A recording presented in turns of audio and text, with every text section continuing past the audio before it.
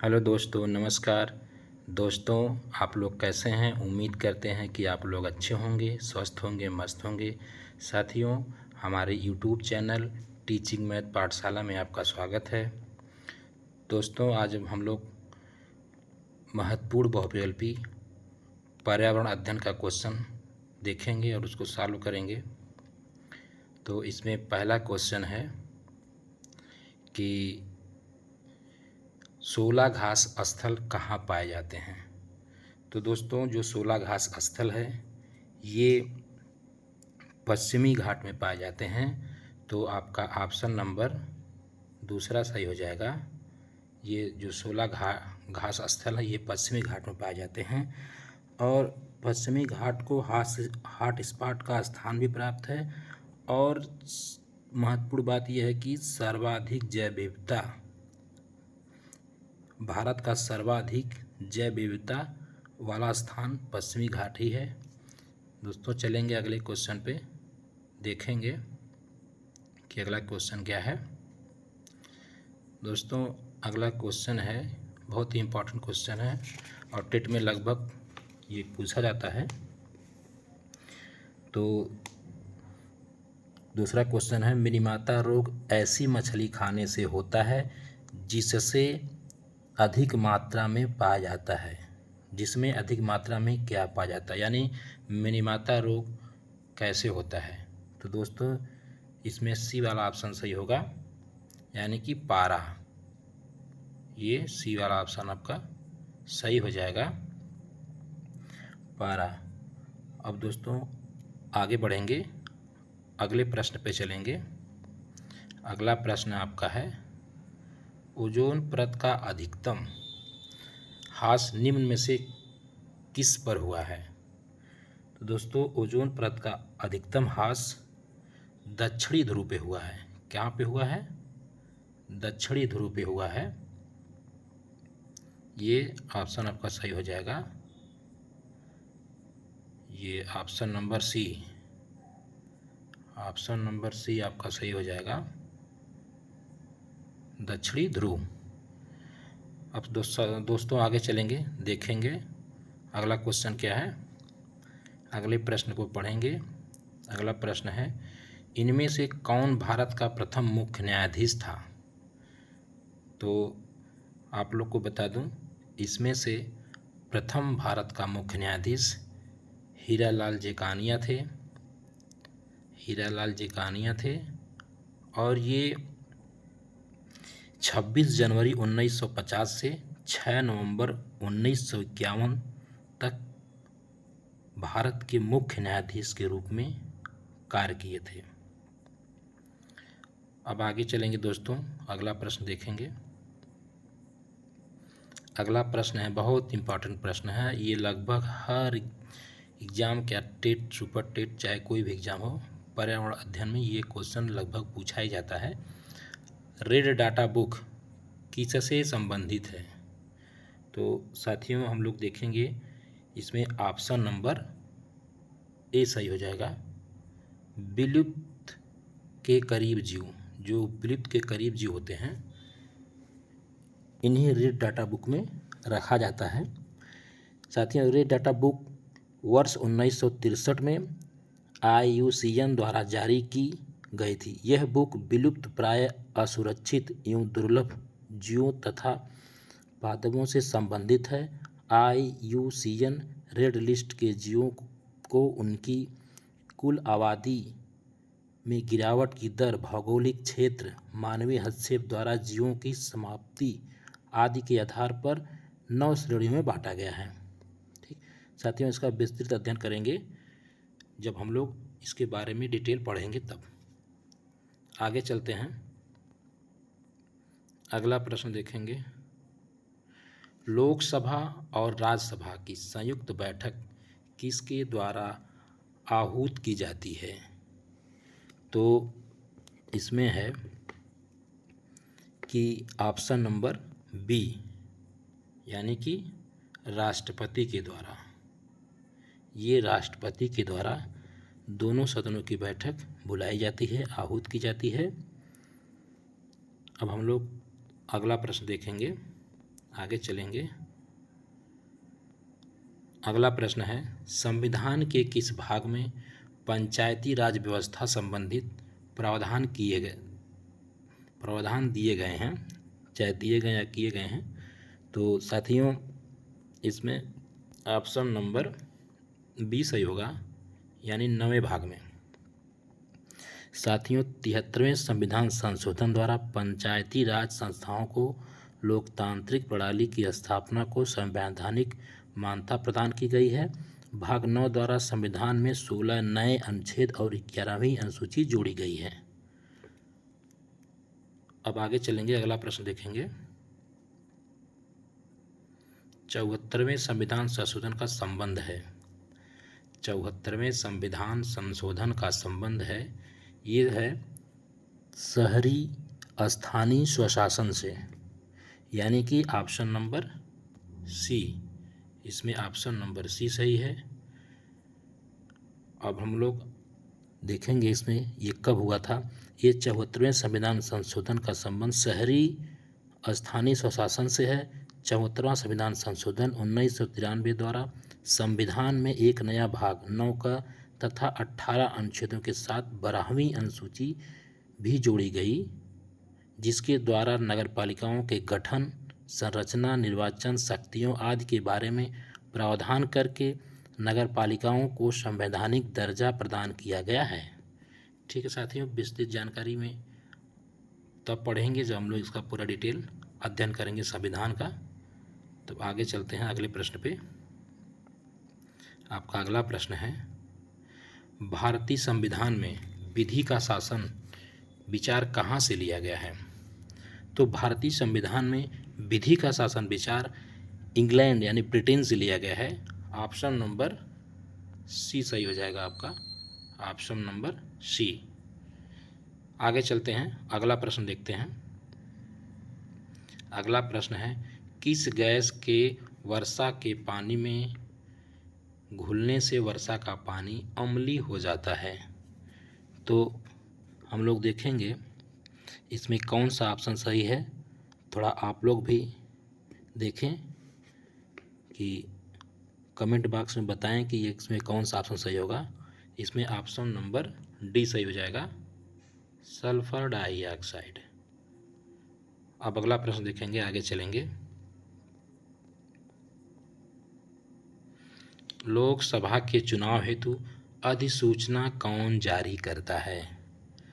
दोस्तों, लोकसभा के चुनाव के लिए अधिसूचना कौन जारी करता है। तो लोकसभा चुनाव के लिए अधिसूचना राष्ट्रपति जारी करता है। बहुत इंपॉर्टेंट क्वेश्चन है, बहुत लोग इसमें कंफ्यूज हो जाते हैं। तो इसमें कंफ्यूज होने वाली बात नहीं है। मैं आप लोग को बता दूं कि लोकसभा के चुनाव हेतु अधिसूचना भारत का राष्ट्रपति जारी करता है, परंतु अधिसूचना जारी करने के बाद मतदान से लेकर मतगणना तथा परिणामों की घोषणा करने तक सारी जिम्मेदारी भारत के चुनाव आयोग की होती है। ठीक है साथियों, आगे चलते हैं अगले प्रश्न पे। लोकसभा की कार्रवाई के प्रथम घंटे को कहा जाता है। लोकसभा की कार्रवाई को प्रथम घंटे को हम लोग क्या कहते हैं। लोकसभा की कार्रवाई के प्रथम घंटे को हम लोग प्रश्नकाल कहते हैं। कौन सा काल कहते हैं, प्रश्नकाल कहते हैं। इसका समय होता है दोपहर 12 बजे से लेकर 1 बजे तक, समय प्रश्नकाल का होता है। ठीक है साथियों, आगे चलते हैं अगले प्रश्न पे। वर्षा जल संग्रहण क्या है। तो वर्षा जल संग्रहण है कि इसमें ऑप्शन नंबर सी होगा, वर्षा जल संग्रहण, वर्षा जल जमाव और भंडारण, ये हो जाएगा ऑप्शन नंबर सी। अगला प्रश्न देखेंगे हम लोग।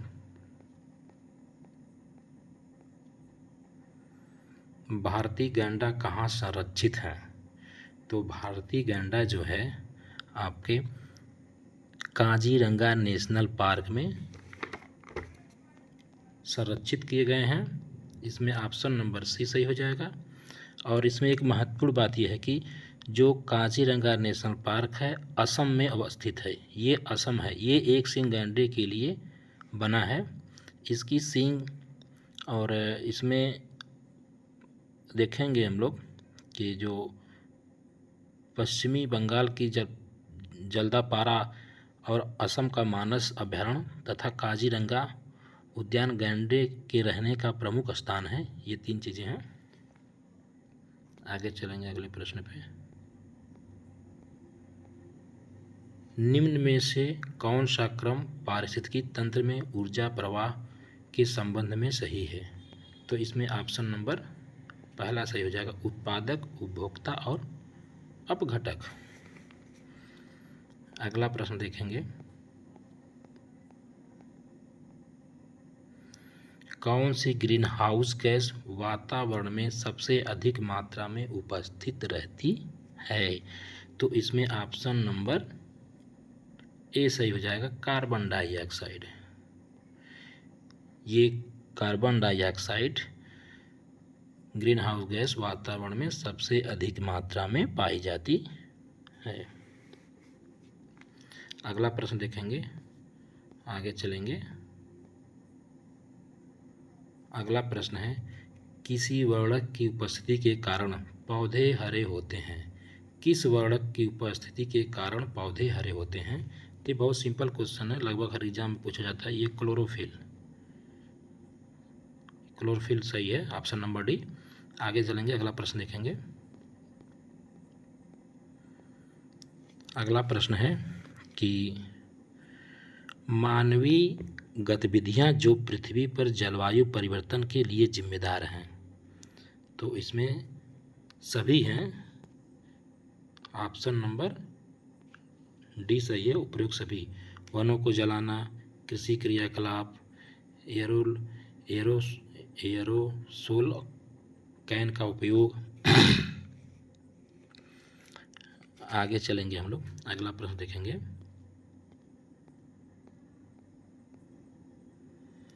अगला प्रश्न आ गया कि यूफॉर्बिएसी फैमिली की कौन सी फसल बायोडीजल उत्पन्न करने के लिए मानी जाती है? तो बायोडीजल उत्पन्न करने के लिए ये जेट्रोफा, ऑप्शन नंबर बी सही है। अब हम लोग आगे चलेंगे, अगला प्रश्न देखेंगे।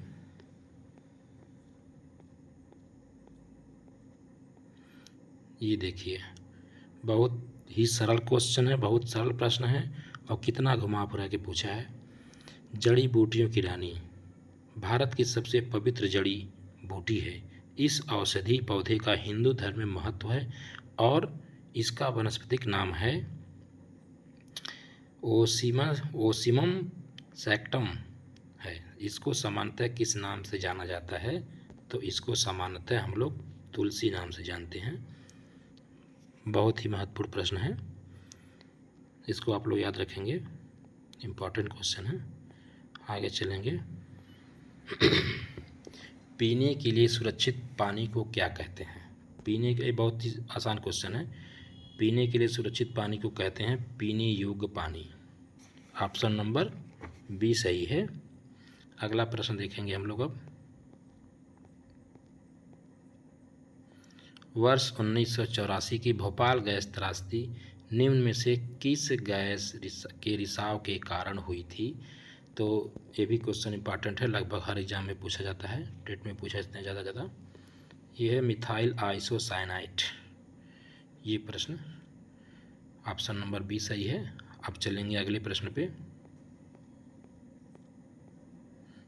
देखिए, ये तो हर जगह पूछा जाता है, कोई भी एग्ज़ाम हो ये तो पूछ ही लिया जाता है। विश्व पर्यावरण दिवस कब मनाया जाता है? ये तो सभी को पता होगा कि 5 जून को मनाया जाता है। तो अगले प्रश्न पे चलेंगे। एम.एस. स्वामीनाथन एक क्या थे? एम.एस. स्वामीनाथन एक कृषि वैज्ञानिक थे, ऑप्शन नंबर सी सही है। आगे चलेंगे, अगला प्रश्न देखेंगे। ये इंपॉर्टेंट क्वेश्चन है, पर्यावरण का प्रश्न बहुत ही महत्वपूर्ण प्रश्न है और टेट के लिए बहुत ही इंपॉर्टेंट प्रश्न है। Wild life institute of India WII कहाँ स्थित है? ये जो WII है, ये ऑप्शन नंबर आपका सही हो जाएगा कि ऑप्शन नंबर ये डी हो जाएगा, देहरादून में स्थित है। आगे चलेंगे, अगला प्रश्न देखेंगे। प्रकाश संश्लेषण के दौरान हरे पौधे निम्न में से किसे सोख लेते हैं? बहुत ही इम्पॉर्टेंट क्वेश्चन है, बहुत बढ़िया प्रश्न है कि प्रकाश संश्लेषण के दौरान हरे पौधे निम्न में से किसे सोख लेते हैं? तो option number A, carbon dioxide को सोख लेते हैं। आगे चलेंगे, अगला प्रश्न देखेंगे।